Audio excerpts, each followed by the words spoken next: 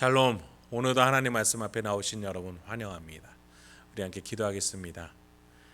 하나님, 오늘도 우리에게 귀한 하나님의 말씀을 주시니 감사합니다. 이 말씀을 듣고 깨닫게 하소서.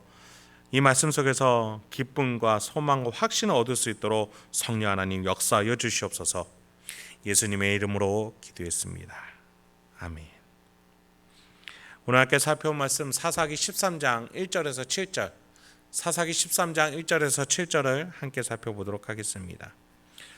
오늘도 다시 은혜를 주시는 하나님을 찬양합니다. 이제 마지막 사사 삼손에 대한 이야기가 등장해요. 말씀드린 바와 같이 사사기의 흐름은 하나님의 힘을 의지하는 사사에서 인간의 힘을 의지하는 사사의 이야기로 나아가고 있습니다. 삼손은 절대적으로 하나님께 선택을 받아 사사로 세워진 인물입니다. 그런데 여러분이 아시다시피 이 삼손은 항상 인간의 유혹으로 그 유혹을 당해서 결국에는 힘을 쓰지 못하는 사사로 많이 기록이 되었죠. 그럼에도 불구하고 이 삼손을 통해서 하나님이 역사하시고 승리하는 역사를 또 보여주십니다. 그러면 우리가 사사 삼손의 이야기를 천천히 살펴보도록 하겠습니다. 본문 1절부터 3절입니다. 이스라엘 자손이 다시 여호와의 목전에 악을 행하였으므로 여호와께서 그들을 40년 동안 블레셋 사람의 손에 넘겨주시니라. 소라 땅에 단지파의 가족 중에 마노아라 이름하는 자가 있더라. 그의 아내가 임신하지 못함으로 출산하지 못하더니 여호와의 사자가 그 여인에게 나타나서 그에게 이르시되 보라, 내가 본래 임신하지 못함으로 출산하지 못하였으나 이제 임신하여 아들을 낳으리니. 사사기의 전형적인 패턴이 등장합니다. 다시 하나님께 악을 행하는 이스라엘입니다. 그래서 하나님은 이스라엘을 다시 유기 상태로 두셔요. 그러니 블레셋 이방 민족이 이스라엘을 자그마치 40년 동안을 괴롭힙니다. 블레셋은 이스라엘 땅 서쪽 지중해 연안을 따라서 살아가던 자들이었어요. 그 땅은 유다 지파와 대면하고 있었죠. 그래서 유다 지파 안에서 땅이 있었던 단 지파가 항상 같이 대립했습니다. 어쨌든 이스라엘은 하나님 앞에서 악을 행함으로 블레셋으로부터 고통을 당합니다. 특히 유다 지파, 특히 단 지파가 그랬겠죠. 하지만 항상 다시 은혜를 주시는 하나님이 어떻게 역사하실까요? 이번에도 하나님은 인간의 힘으로는 불가능한 일을 또 불가능한 조건 속에서 역사하십니다. 2절에 보니까 삼손의 부모님의 가정, 이 마노아 삼손의 부모가 되는 자들은 불임 가정이었던 것으로 보입니다. 그리고 이 부부에게 하나님이 아들을 낳을 것이라고 말씀하시는 거예요. 그런데 여러분, 소속 지파가 어디입니까? 유다 지파가 아니라 단 지파라고 되어 있습니다. 가나안 땅 분배를 받았음에도 불구하고 이방 민족과의 싸움에서 항상 실패하여서 산으로 올라가서 살 수밖에 없었던 단지파였어요. 차라리 이 블레셋과 싸움은 단지파보다 유다지파가 오히려 낫지 않을까 하는 생각이 됩니다. 삼손이 유다지파에서 태어났으면 어땠을까 하는 생각이 드는 것이죠. 그러나 하나님은 약한 지파, 불임 가정에서 삼손을 보내 역사하고자 하시는 겁니다. 타락하는 인류에게 불가능한 일을 이루시는 전능하신 하나님을 소개하고자 하시는 겁니다. 이를 통해서 하나님을 의지해야 된다라고 말씀하고자 하시는 것이죠. 그러면서 하나님은 이 가정에게 한 가지를 더 말씀하십니다. 4절입니다. 그러므로 너는 삼가 포도주와 독주를 마시지 말며 어떤 부정한 것도 먹지 말지니라. 보라, 네가 임신하여 아들을 낳으리니 그의 머리 위에 삭도를 대지 말라. 이 아이는 태에서 나옴으로부터 하나님께 바쳐진 나실인이 됨이라. 그가 블레셋 사람의 손에서 이스라엘을 구원하기 시작하리라 하시니. 나실인이라는 단어가 등장해요. 율법에서 하나님은 스스로 하나님께 자신의 인생을 바쳐서 섬기는 사람을 나신이라고 부르셨고, 그들이 지켜야 될 규정도 민수기 6장에서 소개되고 있어요. 삼손을 비롯해서 사무엘, 세례, 요한이 대표적인 나실인이었죠. 이들은 하나님의 사람으로서 하나님과 반대되는 것들을 금지했어야 했습니다. 생명의 하나님의 반대인 죽음의 시체를 만지지 말아야 했어요. 성령이 우리를 자유케 하지만 정신을 흐리게 하는 술과 술을 만드는 재료인 포도, 포도주, 건포도도 금지해야 했습니다. 마지막으로 고대에는 머리에 무엇인가를 씀으로써 자신의 주인의 권위를 인정하곤 했어요. 그래서 여성들은 머리를 기름으로써 자신의 보호자인 남편을 가정의 권위자, 하나님의 대리인으로 순종하고자 했었죠.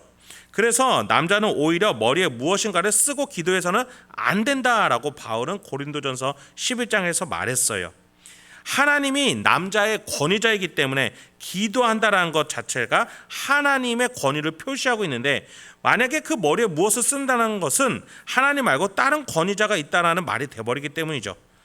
그런 점에서 하나님께 전적으로 바쳐진 나시린은 오히려 일반인과 다르게 머리를 기름으로써 하나님의 권위 아래만 속한 자라는 특별한 의미에서 머리를 기르는 나시린이 됐던 겁니다.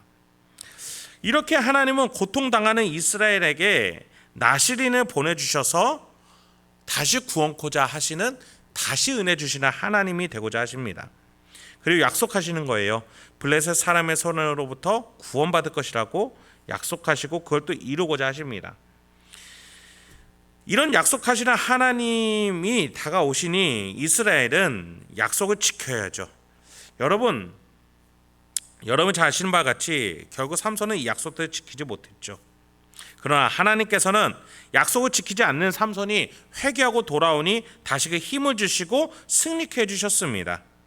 하나님은 이렇게 약속을 깬 배반자에게도 다시금 기회를 주셔서 약속 안으로, 약속 관계 안으로 들어오게 해주시는 우리의 인자와 긍휼의 아버지 되시는 하나님이심을 기억하시기 바랍니다. 여러분이 예수를 믿음으로 구원을 얻는 것이에요. 그런데 우리는 항상 예수를 믿지 않고 다른 것을 믿음으로써 약속을 깰 때가 많습니다. 예수보다 다른 것을 더 믿고 예수보다 세상의 것을 더 우위에 둡니다. 그런데 우리 하나님 어떤 하나님이셨어요? 다시 예수라는 약속 관계 안으로, 예수라는 그 약속과 회복의 관계 안으로 초대하시고 들어오게 하시고 재입장할 수 있도록 항상 은혜를 베푸시는 하나님이심을 기억하시기 바랍니다. 본문 6절부터 7절입니다. 이에 그 여인이 가서 그의 남편에게 말하여 이르되 하나님의 사람이 내게 오셨는데 그의 모습이 하나님의 사자의 용모 같아서 심히 두려움으로 어디서부터 왔는지를 내가 묻지 못하였고 그도 자기 이름은 내게 이르지 아니하였으며 그가 내게 이르기를 보라 네가 임신하여 아들을 낳으리니 이제 포도주와 독주를 마시지 말며 어떤 부정한 것도 먹지 말라. 이 아이는 태에서부터 그가 죽는 날까지 하나님께 바쳐진 나시린이 됨이라 하더이다 하니라. 약속을 받은 이 여인이 남편에게 가서 나시린이 태어날 것임을 약속받았다라고 말해요. 그런데 그녀는 여기에서 여호와의 사자를 하나님의 사람으로 표현을 합니다. 마치 선지자 사람이 나타나서 이런 약속을 해주는 것 같아요. 그런데 무섭고 두려운 형상을 했다라고까지 말을 합니다. 그래요. 신비한 사람으로 나타난 거예요. 그냥 얼핏 보면 사람의 형체를 했는데 너무나 두려울 정도로 신비한 모습이었어요. 바로 예수 그리스도의 예표가 되는 사람이 이 땅에 온 것이지요.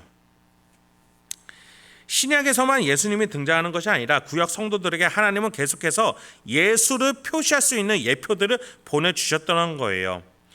이 예수는 자신을 대신할 나시린, 이 예수는 자신을 표시할 수 있는 나시린으로 삼손을 보내고자 하셨던 겁니다. 이렇게 하나님은 계속해서 은혜를 주고자 하셨던 거예요. 어디에요? 가장 인간으로서는 이해할 수 없고 가능성이 없다라고 말할 수 있는 불임 가정에, 단지파라는 약한 공동체에 하나님은 가장 큰 능력자를 보내신 거예요.